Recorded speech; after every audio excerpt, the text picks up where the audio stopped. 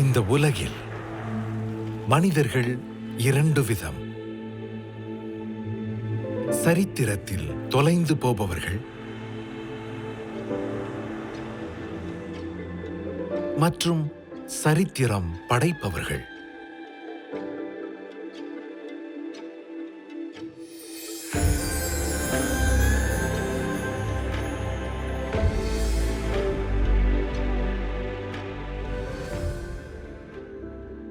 தென்னிந்தியாவின் சென்னை நகரில் எளிய குடும்பத்தில் இளைய மகளாக பிறந்தது ஒரு குழந்தை.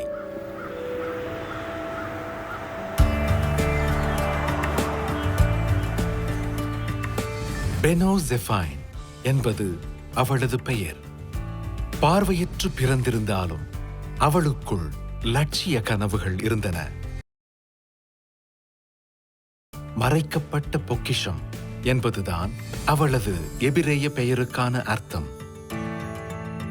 யார் வந்து கேட்டாலும் கண்ணு நல்லாது கண்ணு நல்லாதுன்னு சொல்லியிருந்தாங்க. மற்றவங்க யாருக்கும் எந்த குழந்தைங்க இருக்காது அது மாதிரி, அந்த மாதிரி பார்வை அது கண்ணு. ஒரு 7 மாதம் கழிச்சுட்டு தான் நான் ஹாஸ்பிட்டலும் கொண்டு போயிருந்தேன். அந்த கண்ணு பின்னாடி அந்த ரெட்டினா பொசிஷன் வந்து ஹாலோவாக இருக்குது.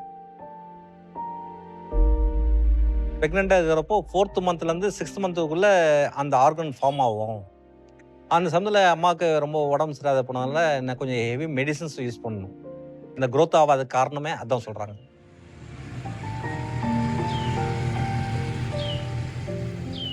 ரொம்ப கொஞ்சம் ஸ்டார்டிங்கில் கொஞ்சம் வருத்தமாக இருந்தது. என்னடா நம்ம குழந்தைக்கு இது மாதிரி ஆகிப்போச்சு அப்படின்னு சொல்லிட்டு.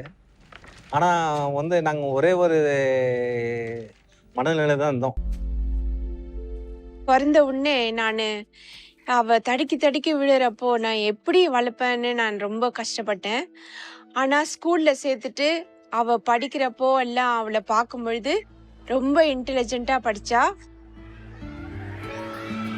பெனோ தனது 4வது வயதில் சென்னையில் உள்ள லிட்டில் ஃப்ளவர் கான்வென்ட்டில் மழலையர் வகுப்பில் சேர்ந்தாள். அவகிட்ட நிறைய ஆர்வம் இருந்தது. புது விஷயங்களை தெரிஞ்சுக்க ரொம்ப ஆசைப்பட்டா. எங்க பள்ளியில அவ கம்ப்யூட்டர் சயின்ஸ் கத்துக்கிட்டா. நான் பெனோக்கு மேத்ஸ் டீச்சரா இருந்தேன். நல்லா அவதான் கிளாஸ்ல ஃபர்ஸ்ட் வரும். ரொம்ப நல்ல மேத்ஸ்ல ரொம்ப இன்ட்ரெஸ்ட் பெனோக்கு. எங்க பள்ளிக்கு வர குழந்தைங்க முதல்ல தன்னம்பிக்கையை வளர்த்துக்கிட்டு மத்தவங்க உதவி இல்லாம தன்னை பாத்துக்கிறது மூலமா இந்த சமுதாயத்துல எப்படி சுதந்திரமா வாழணும்னு நாங்க கத்துக் கொடுக்கிறோம். எல்கேஜி படிக்கிறப்ப வந்து பெனோ வந்து ஒரு காம்படிஷன் தான். எந்த சப்ஜெக்ட் கொடுத்தாலும் நல்லா படிச்சுட்டு ஃபஸ்ட்டு மார்க் வாங்கணும் அப்படி தான் ஒரு எய்ம் பண்ணி வந்ததா. சரி, நான் 8th 9th 10th culture programs இதெல்லாம் வந்து ஃபஸ்ட்டு நிற்பா.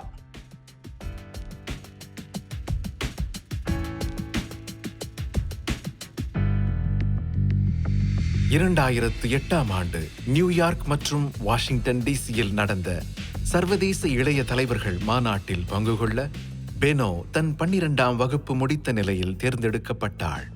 இந்த வாய்ப்பின் மூலம் பெனோ இன்னும் பெரிதான எதையோ சாதிக்கப் போகிறாள் என்பது உறுதியாகிறது. குளோபல் யங் லீடர்ஸ் கான்ஃபரன்ஸில் வந்து அட்டம் பண்ணுறப்போ கிட்டத்தட்ட 405 பேர் வந்தாங்க பசங்க. அதெல்லாம் நார்மல் பசங்க. பெனோ வண்டி தான் ஷி வாஸ் பிளைண்டு. அந்த பசங்களோட பெனோ தான் கேள்வி கேட்குறது செய்கிறது. அந்த கெஸ்ட் யாரும் வந்தாலும் கேள்வி கேட்குறது. எல்லா சப்ஜெக்ட்லையும் வந்து ரொம்ப நல்லா இது பண்ணுவாள். ஒரு எடுத்துக்காட்டா சொல்லணும்னா அவ இயல்பாவும் நேர்மையாவும் இருந்ததுனால மத்த மாணவிகளோட ஆதரவு அவளுக்கு நிறையவே இருந்தது. எப்பவும் எல்லாரும் அவளை சுத்தியே இருப்பாங்க. அவ எப்ப எதை சொன்னாலும் அதை அவங்க ஆதரிப்பாங்க. எப்ப அவளோட யோசனைகளையும் அடையாளங்களையும் மத்தவங்க ஏத்துக்க தொடங்கினாங்களோ அப்பவே அவளுக்குள்ள தலைமை தாங்குற தகுதி இருக்குன்னு நான் புரிஞ்சுக்கிட்டேன். very very self confident. அவ ரொம்ப தன்னம்பிக்கையோட இருந்தா. தொலைநோக்கு பார்வை இருந்துச்சு. தலைவனா இருக்கிறவனுக்கு முதல் தகுதியே தான் யாருன்னு தெரிஞ்சுக்கணும், தன் இலக்கு என்னன்னு தெரிஞ்சுக்கணும். தன் எதிர்காலத்தை பத்தி அவ எடுத்த முடிவு அவளுக்கு சமுதாயத்தின் மேலேயும் மக்கள் மேலேயும் உள்ள அக்கறையை காட்டுதுன்னு நினைக்கிறேன். பெனோ 10ஆம் வகுப்பு முடித்த போதே சிவில் சர்வீசஸ் போட்டித் தேர்வை எழுத வேண்டும் என்ற எண்ணம் அவளுக்குள் தோன்றியது. நீ எங்க இருந்தாலும் உனக்கான தனித்துவமும் தலைமை தாங்குற தகுதியும் உன்கிட்ட இருக்குன்னு எல்லாரும் சொல்லுவாங்க. விழிகளின் பார்வை இல்லை என்றாலும் தொலைநோக்கு பார்வை உண்டு. அது நான் இந்திய ஆட்சி பணியாளர் ஆக வேண்டும்.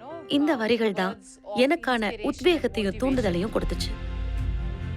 சிவில் சர்வெண்டாக தேர்ச்சி பெறுவதென்பது இமயத்தை ஏற முயற்சிப்பதை போன்றது. அதில் வெற்றி பெற முழு கவனமும் மன உறுதியும் விடாமுயற்சியும் தேவை. யூனியன் பப்ளிக் சர்வீஸ் கமிஷன் அரசு ஊழியர்களை வேலைக்கெடுக்கக்கூடிய சிவில் சர்வீசஸ் தேர்வு மூலமா 23 சேவைகளுக்கு அவங்க ஆள் எடுப்பாங்க. நம்ம நாட்டிலேயே ரொம்ப கௌரவமான மதிக்கப்படக்கூடிய சேவை இது. சிவில் சர்வீசஸ் என்பது இந்திய குடியரசின் நிரந்தர நிர்வாக அமைப்பாகும். 23 சேவைகளில் IAS இந்திய நிர்வாக சேவை, IFS இந்திய வெளியுறவு சேவை, IPS இந்திய போலீஸ் சேவைதான் முதுகெலும்பாக கருதப்படுகிறது. இது நாட்டின் இயக்கத்திற்கு தொடர்ச்சியையும் நடுநிலையையும் வழங்குகிறது. இந்தியாவுல நடக்கிற எல்லா தேர்வுகள்லயும் முதன்மையானது இது. உலகத்திலேயே ரொம்ப கஷ்டமான தேர்வு இது. ஆண்டுதோறும் சுமார் 10 லட்சம் நபர்கள் இந்த போட்டித் தேர்வை எழுதுகிறார்கள். உலகிலேயே இதில்தான் தேர்ச்சி சதவிகிதம் மிக குறைவானது. 1000-ல் ஒருவரே தேர்ச்சி பெறுவர். தான் ஒரு சிவில் சர்வெண்டாக வேண்டும் என்ற எண்ணம் பெனோவின் மனதில் இருந்தபோதும் அந்த இலக்கை அடைய தேவையான முயற்சியை 2011ஆம் ஆண்டு வரை அவள் முன்னெடுக்கவில்லை. அவளுக்கு முதுநிலை பட்டப்படிப்பு படிக்கிறதுக்கான திட்டம் இருந்தாலும் அதே நேரத்துல போட்டித் தேர்வுகள் எழுதுற எண்ணமும் இருக்குன்னு சொன்னான். அப்பவே அவளுக்குள்ள பெரிய திட்டங்கள் இருக்கிறத நான் உணர்ந்தேன். சிவில் சர்வீசஸ் தேர்வுக்கான பயிற்சி எடுத்துக்க பெனோசஃபைன் எங்க அகாடமிக்கு வந்தப்ப எங்களுக்கு ரொம்ப ஆச்சரியமா இருந்துச்சு. அதே நேரத்துல அவளை ஒரு வெற்றியாளரை உருவாக்க தேவையான பயிற்சியை கொடுக்க முடியுமாங்கிறத புரிஞ்சிக்க கொஞ்சம் கஷ்டமா இருந்துச்சு. ஏன் நம்மளால முடியாதா, நம்ம இதை ஏன் செய்யக்கூடாது அப்படிலான்ட்டு ரொம்ப மனசுக்குள்ளே போட்டுட்டு பெனோ தேர்வுக்கு தேவையான பயிற்சிகளை மேற்கொண்டாள். ஓராண்டு காலம் முறையான பயிற்சிக்கு பிறகு 2012ஆம் ஆண்டு பெனோ போட்டித் தேர்வை எதிர்கொண்டாள். IAS எக்ஸாமில் ஃபஸ்ட் டைம் அட்டம் பண்ணுறப்போ எக்ஸாம் எதுனாப்பல ஒரு 20 மார்க்ஸில் போயிடுச்சு.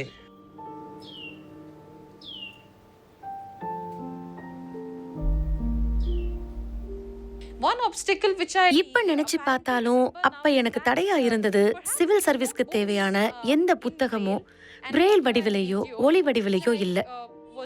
இந்தியாவுல உள்ள ஒரு சில பார்வையற்றோர் தான் சிவில் சர்வீஸ் தேர்வை எதிர்கொள்றாங்க.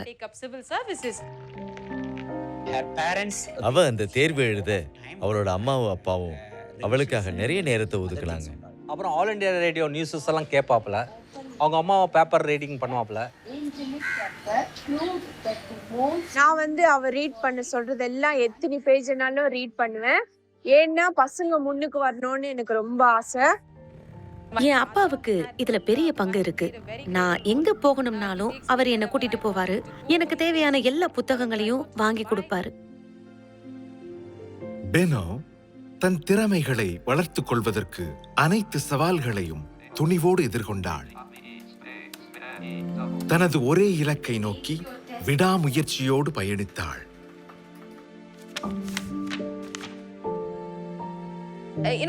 ஒருத்தர் வெற்றி அடையும் போது அவங்க அந்த இலக்கை அடைஞ்சதும் நான் எல்லாத்தையும் முடிச்சிட்டு என்ன சொல்லுவாங்க. ஆனா ஒருத்தர் தோல்வி அடையும் போது இன்னும் அவங்க முயற்சிகளை கடினமாக்கி அவங்க இலக்கை அடைய பார்ப்பாங்க. அது என் மனசுல ஆழமா பதிஞ்சதுனால, பெனோ நீ இப்படி இருக்க கூடாது, இது உன் குணம் இல்ல, நீ இது போல பல போட்டி தேர்வுகளை எழுதணும்னு என் உள் மனசு சொன்னுச்சு. நான் நிறைய போட்டி தேர்வுகள் எழுதினேன். ஆல் இண்டியா ரேடியோ தேர்வு, ஸ்டேட் பேங்க் தேர்வு, staff selection commission, UGC net தேர்வு கூட எழுதினேன். அவள் எழுதிய அனைத்து தேர்வுகளிலும் வெற்றி பெற்றாள். 5 உயரிய அரசாங்க வேலைகள் அவளுக்காக காத்திருந்தன. இருந்தும் அவளது லட்சியம் மாறவில்லை. If the Lok Sabha accepts any recommendation, the bill is then deemed to have been passed by both the houses in the modified form. இரண்டாவது முறையாக 2013 போட்டித் தேர்வை எதிர்கொண்டாள். அதில் 1122 நபர்களில் 343வது தரவரிசையில் பெனோ தேர்ச்சி பெற்றாள். பெனோவின் வெற்றி எல்லா செய்தித்தாள்லையும் வந்துச்சு. அந்த செய்தி வந்து அடுத்த நாளே கிட்டத்தட்ட 100க்கும் அதிகமான மாணவர்கள் எங்களோட அகாடமியில சேர முன் வந்தாங்க. இந்த பெருமையெல்லாம் பெனோ சஃபேனை தான் சேரும்.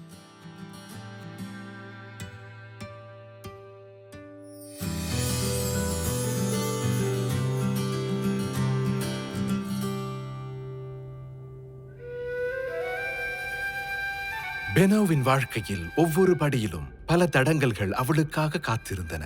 போட்டித் தேர்வில் வெற்றிகரமாக தேர்ச்சி பெற்ற போதும் அவளின் சோதனைகளுக்கு ஒரு முடிவு தென்படவில்லை. என்னுள்ளே என்னுள்ளே பல மின்னல் ஏழும் நேரம், எங்கெங்கோ எங்கெங்கோ என் எண்ணம் போகும் தூரம். போஸ்டிங் வந்து எங்களுக்கு கொஞ்சம் வராது இருந்தது. ஏன்னா பிகாஸ் ஷி வாஸ் விஷுவலி இம்பேக்ட்னால கொஞ்சம் அந்த இது தர முடியாது சொல்லிட்டு சொன்னாங்க. கிட்டத்தட்ட ஒரு 4-5 இன்டர்வியூ நடந்தது டெல்லியில். எக்ஸ்டர்னல் அஃபேர்ஸ் மினிஸ்ட்ரியில் வந்து ஆஃபீஸர்ஸ்லாம் ஒரு இன்டர்வியூ கண்டக்ட் பண்ணி நான் எப்படி பெர்ஃபார்ம் பண்ணுவேன், எந்த கண்ட்ரீஸ்க்கு நான் அசைன் பண்ணாலும் நான் போவேனா, அதுக்கப்புறமா வந்து நான் என்ன மாதிரியான டெக்னாலஜி யூஸ் பண்ணி நான் வந்து என்னோட டே டு டே ஆக்டிவிட்டீஸை பெர்ஃபார்ம் பண்ணுவேன், இந்த மாதிரியான கேள்விகள்லாம் கேட்டாங்க.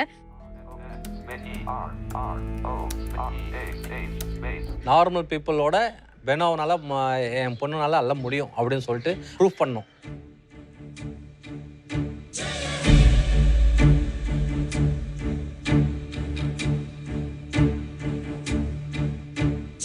பெனோவிடம் கனவும் லட்சியமும் இருந்தன.